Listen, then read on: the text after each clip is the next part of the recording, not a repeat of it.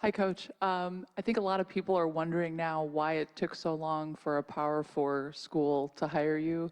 I wonder, are there other Curt Cignettis out there undiscovered? And if so, where are they? Oh, there have been a number of guys coach at the D2 or 3 level, for that matter, get to P4 and been highly successful. And there's 4 or 5 of them still coaching.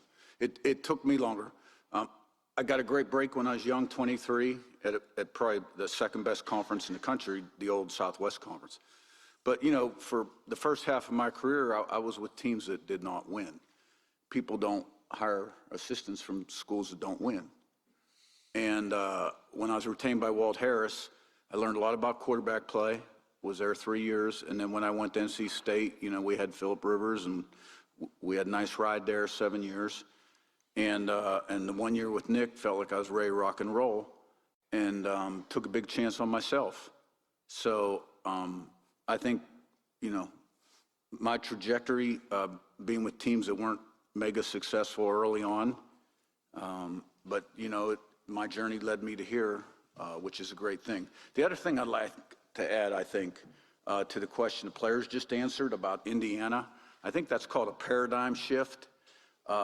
You know, it's kind of like people can cling to an old way of thinking, categorizing teams as this or that, or conferences as this or that, or they can adjust to the new world, the shift of the power balance, the way college football is today. So,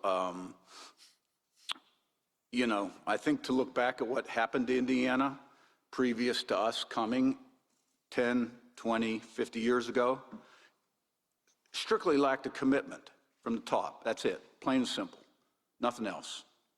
And we have a commitment, okay? And the other thing I'd like to say also is this. This team went all the way. This was chapter 2 in the book, okay? And very close team, special team.